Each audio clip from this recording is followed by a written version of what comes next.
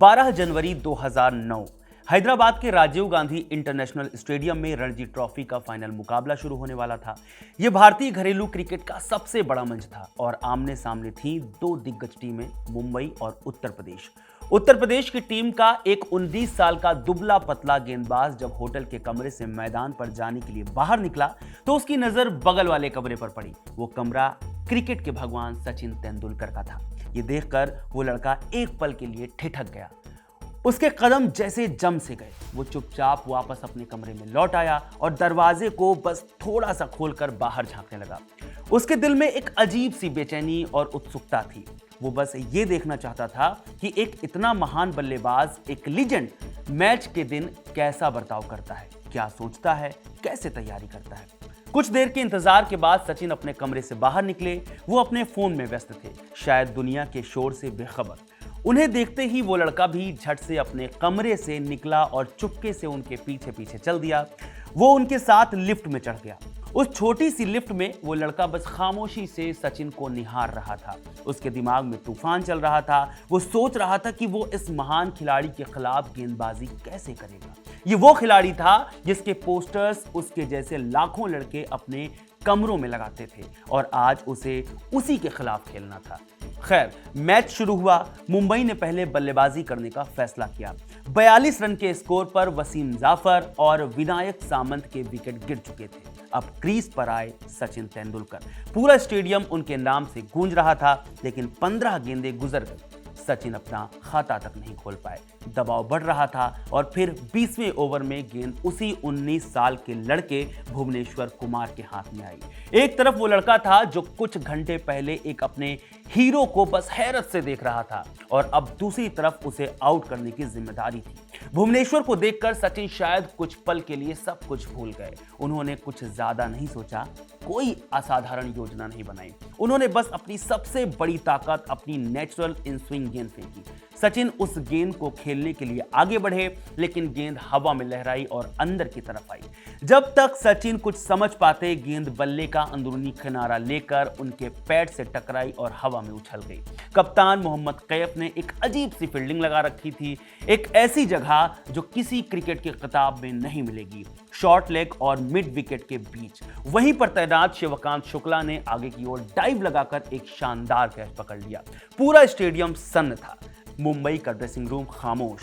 सचिन तेंदुलकर अपने first class Ranji career में पहली बार 0 पर आउट हुए थे। उत्तर प्रदेश की टीम खुशी से उछल रही थी क्योंकि शुरुआती 2 विकेट भी भुवनेश्वर कुमार ने ही लिए थे। लेकिन इन सब के बीच भुवनेश्वर कुमार को खुद यकीन नहीं हो रहा था कि उन्होंने क्या कर दिया है। सालों बाद भुवनेश्वर ने इस विकेट के बारे में कहा, वो फील्डिंग किसी क्रिकेट की किताब में नहीं लिखी है, वो बस मेरी किस्मत थी और कप्तान मोहम्मद कैफ का शातिर दिमाग, जिन्होंने वो अजीबोगरीब फील्डिंग सेट की थी। नमस्कार, मेरा नाम है रविशंकर। आप देख रहे हैं खबर गांव, जिसमें आज जानेंगे भुवनेश्वर कुमार के बारे में, किंग ऑफ स्विंग के उस सफर के बारे में जो मैदान की सुर्खियों से कहीं ज्यादा गहरा है, जिसमें चोटों से जंग, जान की धमकियों का सामना और खामोश हिम्मत की अनसुनी कहानियां शामिल हैं। भुवनेश्वर कुमार का जन्म 5 फरवरी 1990 को मेरठ, उत्तर प्रदेश में हुआ था। उनके पिता किरण पाल सिंह एक पुलिस अधिकारी थे, इसलिए अनुशासन और मेहनत का पाठ उन्हें बचपन से ही घर पर मिला। लेकिन भुवनेश्वर के क्रिकेटर बनने का सपना सबसे पहले उनकी बड़ी बहन रेखा अधाना ने देखा और उसे पूरा करने के लिए पहला कदम भी उन्होंने ही उठाया। विवेक कुमार पांडे अपनी किताब भुवनेश्वर कुमार इंडियन क्रिकेटर में लिखते हैं कि ये उनकी बहन ही थी जो 13 साल के भुवनेश्वर को पकड़कर पहली बार कोचिंग सेंटर लेकर गई। ये सफर आसान नहीं था। परिवार की आर्थिक स्थिति बहुत मजबूत नहीं थी। एक वक्त ऐसा भी था जब अच्छी गेंदबाजी करने के लिए एक जोड़ी जूते खरीदने के लिए भी घर में मुश्किल से पैसे जुट पाते थे। लेकिन बहन का अटूट विश्वास और भुवनेश्वर की लगन हर मुश्किल पर भारी पड़ी। घर वाले चाहते थे कि वो पढ़ाई लिखाई पर ध्यान दें, लेकिन भुवनेश्वर का दिल क्रिकेट में बसता था। वो स्कूल से वापस आकर सीधे 2 बजे स्टेडियम जाते थे और शाम 6 बजे तक पसीना बहाते थे। क्रिकबज़ से एक बातचीत में भुवनेश्वर उन दिनों को याद करते हुए एक बेहद भावुक किस्सा सुनाते हैं। वो बताते हैं कि स्कूल और फिर घंटों की प्रैक्टिस के बाद वो इतना थक जाते थे कि घर आकर उसी सफेद टी शर्ट और लोअर में सो जाते थे। नींद इतनी गहरी होती थी कि उनके मुंह से राल तक बहने लगती थी। तब उनकी बहन चुपके से आकर उसे पूछती थी, उन्हें प्यार से खाना खिलाती थी और फिर उनके कपड़े बदलकर उन्हें वापस सुला देती थी। ये वो खामोश कुर्बानी और प्यार था जो भुवनेश्वर की कामयाबी की नींव बन रहा था। दिलचस्प बात यह है कि भुवनेश्वर एक इत्तेफाकन गेंदबाज बने जब वो 8वीं या 9वीं क्लास में पहली बार स्टेडियम गए। तो उनके पास इस सवाल का कोई सीधा जवाब नहीं था कि वो क्या हैं, बल्लेबाज या गेंदबाज। गली क्रिकेट में तो हर कोई ऑलराउंडर होता है। जब कोच ने पूछा क्या करते हो तो उन्होंने जवाब दिया, कुछ भी करवा लो, बॉलिंग बैटिंग सब कर लेता हूं।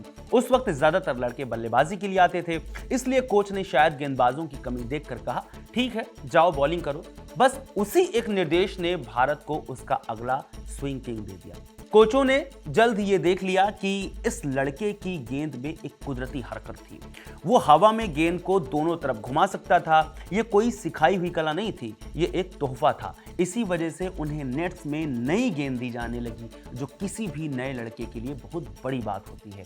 इसी लगन और कुदरती प्रतिभा ने उन्हें उत्तर प्रदेश की रणजी टीम तक पहुंचाया और फिर आया वो ऐतिहासिक रणजी ट्रॉफी फाइनल, जिसने रातों रात इस लड़के को पूरे देश की सुर्खियों में ला दिया।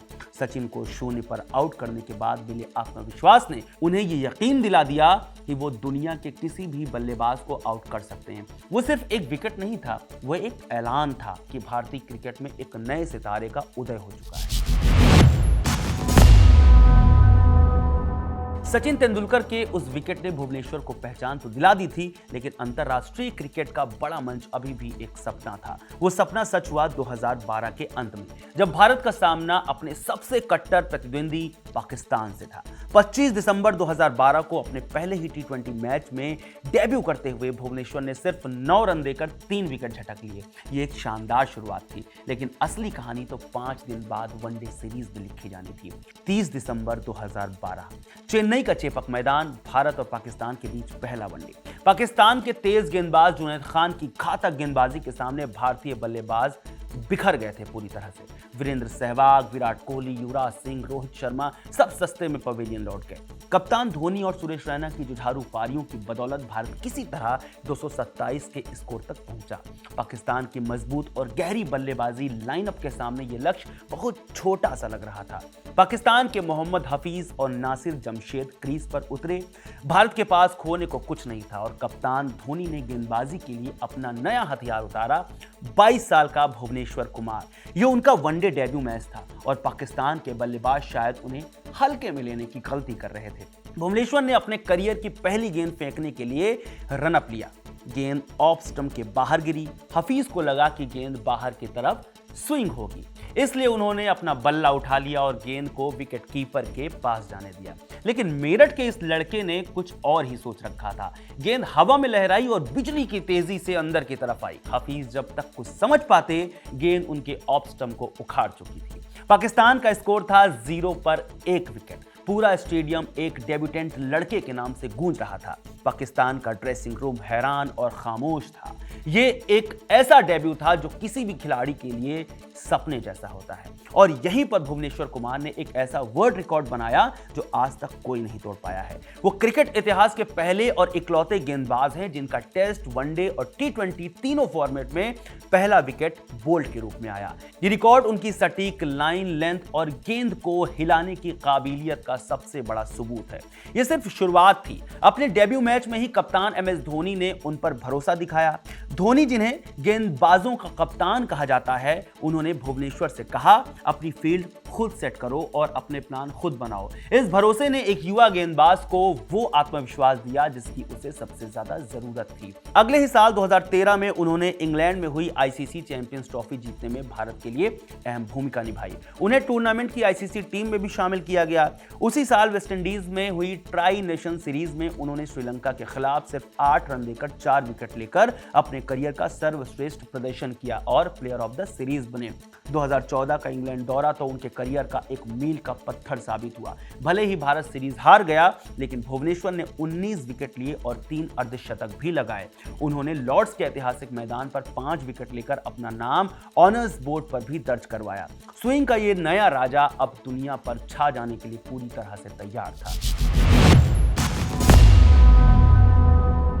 भुवनेश्वर की कामयाबी का राज सिर्फ उनकी गेंद को स्विंग कराने की काबिलियत में नहीं छिपा था, उनकी असली ताकत उनका तेज और शांत दिमाग था। टीम के साथी खिलाड़ी और क्रिकेट के दिग्गज उन्हें थिंकिंग बॉलर यानी सोचने वाला गेंदबाज कहते हैं। उनके साथी तेज गेंदबाज जसप्रीत बुमराह और विकेटकीपर दिनेश कार्तिक जैसे खिलाड़ियों ने कई बार माना है कि भुवनेश्वर खेल को बहुत अच्छी तरह से पढ़ते हैं और ये अनुमान लगा सकते हैं कि बल्लेबाज अगला शॉट कहां और कैसे खेलेगा। उनके इस क्रिकेटिंग ब्रेन की सबसे बड़ी तारीफ शायद भारत के पूर्व कप्तान और कोच महान राहुल द्रविड़ ने की। दिनेश कार्तिक का एक किस्सा सुनाते हैं कि कैसे राहुल द्रविड़ ने एक टीम मीटिंग में लगभग 5 मिनट तक सिर्फ भुवनेश्वर की तारीफ की। द्रविड़ ने कहा कि भुवनेश्वर बहुत खामोशी से बिना किसी दिखावे के अपना काम करते हैं, लेकिन वाइट बॉल क्रिकेट में भारतीय टीम के लिए उनका योगदान अमूल्य और बहुत गहरा है। भुवनेश्वर के इसी तेज दिमाग ने उन्हें इंडियन प्रीमियर लीग यानी आईपीएल का एक सच्चा लेजेंड बनाया। उनका IPL career royal Challengers Bangalore से शुरू हुआ और फिर वो पुणे वॉरियर्स इंडिया के लिए भी खेले, लेकिन ये शुरुआती सीजन औसत ही रहे। उनकी असली कहानी शुरू हुई 2014 में, जब सनराइजर्स हैदराबाद ने उन्हें अपनी टीम में शामिल किया। यहां उन्होंने खुद को पूरी तरह बदल दिया। शुरुआत में उन्हें सिर्फ नई गेंद का गेंदबाज माना जाता था जो पावर प्ले में विकेट ले सकता था, लेकिन हैदराबाद में उन्होंने अपनी गेंदबाजी पर कड़ी मेहनत की। उन्होंने अपनी तरकश में सटीक यॉर्कर और चकमा देने वाली धीमी गति की गेंदें शामिल की और देखते ही देखते वो डेथ ओवर्स के सबसे खतरनाक और भरोसेमंद गेंदबाजों में से एक बन गए। इसका नतीजा ये हुआ कि उन्होंने 2016 और 2017 में लगातार 2 बार पर्पल कैप यानी कि टूर्नामेंट में सबसे ज्यादा विकेट लेने वाले गेंदबाज का खिताब भी जीता और ऐसा करने वाले वो आईपीएल इतिहास के पहले गेंदबाज बने। 2016 में उन्होंने सनराइजर्स हैदराबाद को उसका पहला और इकलौता आईपीएल खिताब जिताने में भी एक नायक की भूमिका निभाई। उनके कुछ प्रदर्शन तो यादगार बन गए। 17 अप्रैल 2017 को किंग्स 11 पंजाब के खिलाफ एसआरएच ने सिर्फ 159 रन बनाए थे। ऐसा लग रहा था कि पंजाब आसानी से मैच जीत जाएगी, लेकिन भुवनेश्वर ने अकेले ही मैच का पासा पलट दिया। उन्होंने सिर्फ 19 रन देकर 5 विकेट लिए और हैदराबाद को 5 रनों से एक अविश्वसनीय जीत दिलाई। ये उनके आईपीएल करियर का सबसे बेहतरीन प्रदर्शन था। इसी तरह 8 मई 2014 को राजस्थान रॉयल्स के खिलाफ सनराइजर्स हैदराबाद सिर्फ 134 रन बना सकी। इतने छोटे स्कोर का बचाव करना लगभग नामुमकिन था, लेकिन भुवनेश्वर ने हार नहीं मानी। उन्होंने सिर्फ 14 रन देकर 4 विकेट लिए और राजस्थान की टीम को 102 रनों पर ढेर कर दिया, जिससे सनराइजर्स हैदराबाद 32 रनों से मैच जीत गया। ये किस्से उनके जुझारूपन और दबाव में निखरने की काबिलियत को दिखाते हैं। एक सफल करियर की चमकदार रोशनी के पीछे अक्सर अंधेरे संघर्षों की कहानी छिपी होती है। भुवनेश्वर कुमार का सफर भी इससे अलग नहीं रहा। मैदान पर बल्लेबाजों को अपनी स्विंग से नचाने वाले इस गेंदबाज को अपने करियर में बार बार गंभीर चोटों से जूझना पड़ा। एक के बाद एक चोटों ने उन्हें कई बार महीनों के लिए मैदान से दूर कर दिया। 2019 में उन्हें स्पोर्ट्स हार्निया जैसी गंभीर चोट लगी, जिसने उनके भविष्य पर ही सवालिया निशान लगा दिया था। उस वक्त उन्होंने अपनी निराशा जाहिर करते हुए कहा था, मैं नहीं जानता कि मैं कब तक फिट हो पाऊंगा। ये एक खिलाड़ी के लिए सबसे मुश्किल दौर होता है जब उसका शरीर ही उसका साथ छोड़ दे। एक वक्त तो ऐसा भी आया जब वो इस बात से काफी हताश थे कि नेशनल क्रिकेट एकेडमी यानी एनसीए भी उनकी हार्निया की चोट को समय पर नहीं पहचान पाई थी, जिससे उनकी तकलीफ और बढ़ गई। ये चोटों का एक ऐसा दर्दनाक चक्र था जिसमें वो बार बार फंसते रहे। चोट लगना, महीनों तक रिहैबिलिटेशन करना, कड़ी मेहनत से वापसी करना और फिर किसी नई चोट का शिकार हो जाना। इसने न केवल उनके टेस्ट करियर को प्रभावित किया बल्कि उनकी गेंदबाजी की गति पर भी असर डाला। लेकिन भुवनेश्वर की जिंदगी की सबसे बड़ी और खौफनाक लड़ाई मैदान के बाहर लड़ी जा रही थी। एक ऐसी लड़ाई जिसके बारे में दुनिया में बहुत कम लोग जानते हैं। यह बात है अगस्त 2015 की। भुवनेश्वर कुमार उस वक्त भारतीय टीम के साथ श्रीलंका दौरे पर थे और यहां भारत में मेरठ में उनके परिवार को जान से मारने की धमकियां मिल रही थी। उनके पिता किरणपाल सिंह ने पुलिस में एक एफआईआर कराई। शिकायत में उन्होंने बताया कि बुलंदशहर के एक शख्स जो पहले से ही एक हत्या के मामले में जेल में बंद था, उसने एक जमीन के सौदे के नाम पर 80 लाख रुपए लिए थे, लेकिन उसने ना तो जमीन दी और ना ही पैसे लौटाए। और जब पैसे वापस मांगे गए तो उस अपराधी ने भुवनेश्वर और उनके पिता को जान से मारने की धमकियां देनी शुरू कर दी। जरा सोचिए, एक खिलाड़ी जो हजारों मील दूर देश के लिए मैदान पर अपना सब कुछ झोंक रहा है, उसका परिवार घर पर किस खौफ और दबाव में जी रहा होगा। यह भुवनेश्वर की खामोश हिम्मत और मानसिक मजबूती का ही सबूत है कि उन्होंने इस जानलेवा धमकियों और पारिवारिक तनाव को अपने खेल पर कभी हावी नहीं होने दिया। इन तमाम उतार चढ़ाव और मुश्किलों के बीच उनका सबसे बड़ा सहारा बनी उनकी पत्नी नुपुर नागर। नुपुर और भुवनेश्वर की कहानी भी किसी खूबसूरत फिल्म से कम नहीं है। यह कहानी तब शुरू हुई जब नुपुर का परिवार भुवनेश्वर के मेरठ वाले घर में एक किराएदार के तौर पर रहने आया था। उस वक्त नुपुर 11 साल की थी और भुवनेश्वर कुमार 13 साल के थे। बचपन की वो दोस्ती धीरे धीरे प्यार में बदली। नुपुर मजाक में बताती हैं कि तब वो भाई बहन जैसे थे, तो भुवनेश्वर हंसकर कहते हैं, मैंने भी तभी रनअप लेना शुरू कर दिया था, बस बैट्समैन को पता नहीं था। सालों के इस खूबसूरत रिश्ते के बाद 2017 में दोनों ने शादी कर ली। भुवनेश्वर कुमार की कहानी सिर्फ स्विंग और विकेटों की कहानी नहीं है, ये एक छोटे शहर के उस लड़के की कहानी है जिसने अपनी लगन और तेज दिमाग से दुनिया जीती। ये एक ऐसे खिलाड़ी की कहानी है जिसने बार बार दर्दनाक चोटों से लड़कर शानदार वापसी की, और ये एक ऐसे इंसान की कहानी है जिसने मैदान के बाहर जानलेवा तूफानों का भी पूरी खामोशी और हिम्मत से सामना किया। वो अपनी निजी जिंदगी में भी उतने ही अनुशासित हैं। अपनी फिटनेस के लिए अपनी पसंदीदा चाय, कॉफी और डेयरी प्रोडक्ट्स तक छोड़ चुके हैं, और अपनी विनम्र शख्सियत की तरह वो खामोशी से समाज सेवा और पर्यावरण से जुड़े कामों में भी योगदान देते हैं, लेकिन कभी उसका दिखावा नहीं करते। शायद यही वजह है कि भुवनेश्वर कुमार सिर्फ एक बेहतरीन स्विंग गेंदबाज नहीं है, बल्कि लाखों लोगों के लिए हिम्मत, लगन और खामोशी से अपना काम करते रहने की एक जिंदा मिसाल भी है। भुवनेश्वर कुमार को लेकर के आप क्या सोचते हैं? उनकी शख्सियत के बारे में क्या सोचते हैं? उनकी गेंदबाजी के बारे में क्या सोचते हैं? हमें कमेंट करके जरूर बताएं।